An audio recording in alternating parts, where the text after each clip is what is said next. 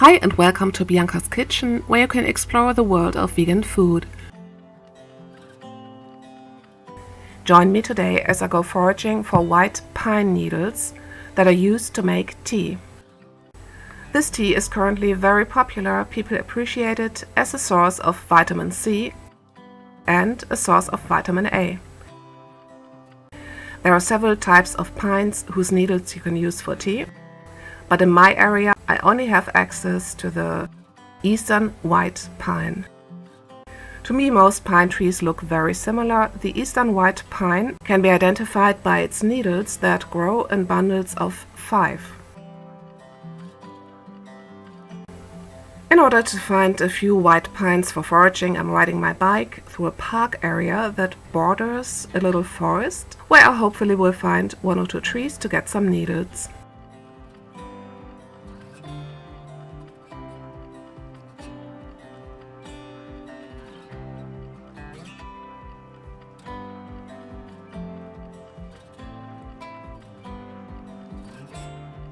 In the forest I go to the smaller paths that are far away from the street, because I don't forage from plants and trees that are exposed to pollution.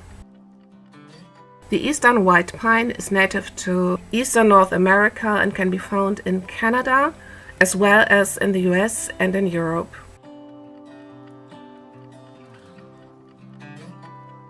I can't see any pines yet, but the red stuff on the ground indicates there are lots of needle trees in this area, so I'm certainly about to spot some pine trees very soon.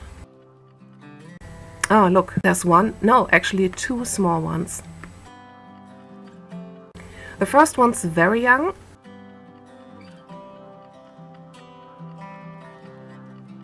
The second one is a bit older. I brought a scissor and a container to forage some needles. I'm not going to take a lot of needles all from the same spot. That's certainly not healthy for the trees. Instead, I forage all over the 2 trees. And of course, I don't take excessive amounts of needles. I only take what I need for a few cups of tea.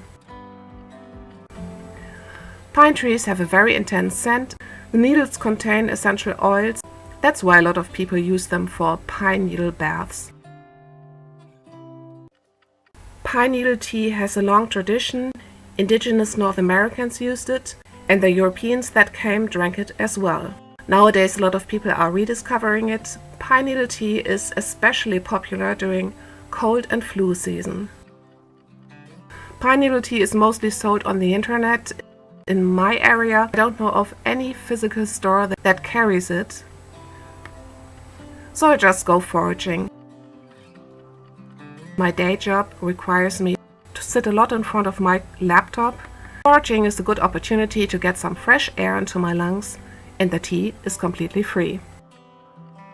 Wild food is becoming more and more important. We don't know what the future holds in store. I don't want to indulge in doomsday scenarios, but one thing I do know: Mother Nature will always be there for us, while stores at times can have empty shelves. What I love about foraging, you will always find more edible things than just the plant or the tree you were looking for. There are stinging nettles growing next to one of the pine trees, very healthy and delicious. Also, there are some unripe elderberries that I could forage in about 1 month. I will come back and use them to make a syrup. One thing that I'm picking now is dandelion greens. A lot of people include them in their salads. There are even grocery stores selling organic dandelion greens, and they're pretty expensive.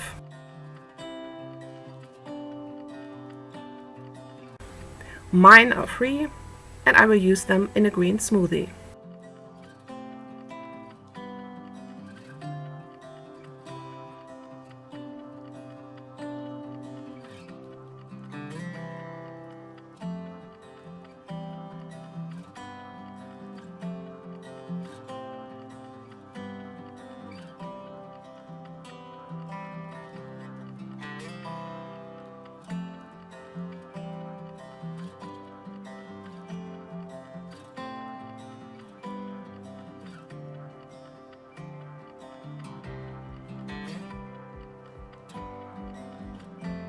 Time to ride my bike home and make some tea. If you don't want to use your foraged pine needles right away, you can freeze them.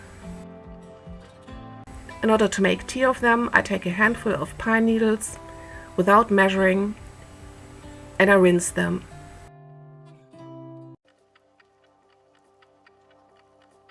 I fill them into a pot. Then I add about 2 cups of boiling water. I always let my tea steep for 5 minutes, which gives a nice intense flavor. If you want the taste to be stronger, you can let the tea steep for 10 minutes. The tea is colorless and has an intense, delicious smell because of the essential oils the needles contain. To me, the taste is a bit citrusy, but if you forage needles from older trees, the flavor of the tea can be on the bitter side, which I like too. If you enjoyed this video, give it a big thumbs up and share it on social media. To learn more about wild foods, watch my first foraging video that includes stinging nettle, goutweed and other edible wild plants.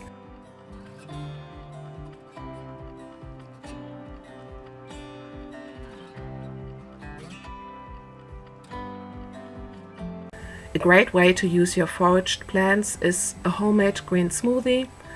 Watch my recipe video. There are also wild plants that are not edible but still very useful. I have a tutorial that shows you how to use English ivy as a great laundry detergent.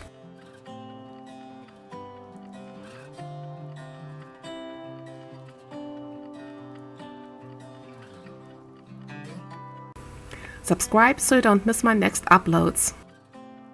Thanks for watching.